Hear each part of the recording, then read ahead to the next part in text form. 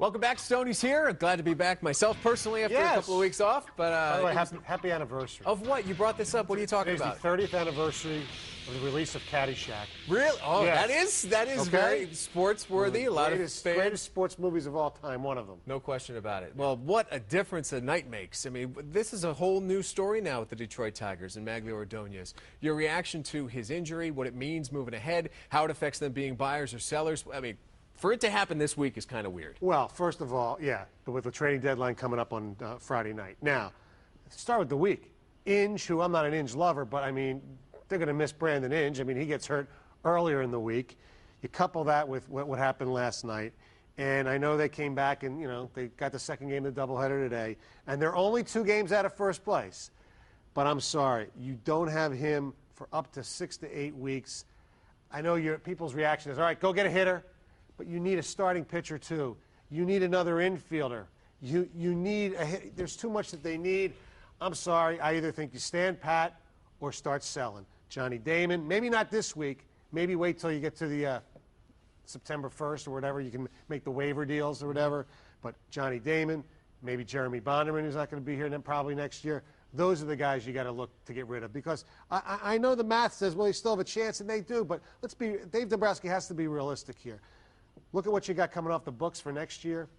And don't go trying to get anything for this year. I think it's ridiculous. I think it would be stupid. You mentioned what they have coming off the books for next year, and now all of a sudden it really looks as though they'll have $15 million coming off the books that they had thought they were going to have to pay to Magglio Ordonez. It's strange to think that conceivably, if they fall out of the race and he's not recovering as they want him to recover, we may have seen Mags play his last game in a Tigers uniform. You could, but I think that Mike Ilitch likes him so much that I think they'll try to bring him back at half of what he's making now, which, you know, at his age, $7 million would still be a hefty paycheck. But I'm not ready to say that yet, but certainly, you know, in a weird way, that's the only somewhat good thing to happen out of the injury. And I mean somewhat is a very minuscule thing that they won't have to pay him $15 million next year. What about a guy like Mike Lowell, a guy who's been hurt, hasn't played much, been squeezed out of Boston?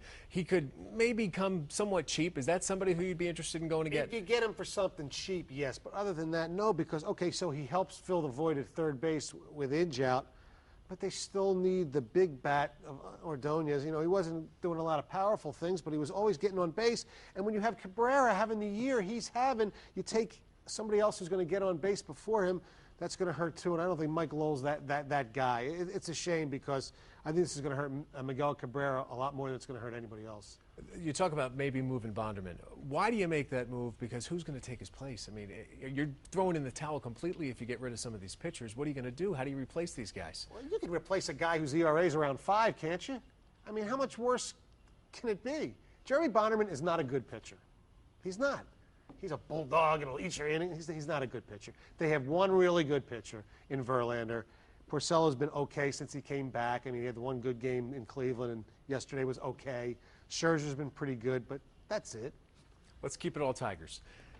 The Stonehead of the week. This has been some chatter on all the different, you know, message boards and on Twitter, and I kind of agree with you on this one. I think the Stonehead of the week has to be Gene Lamont.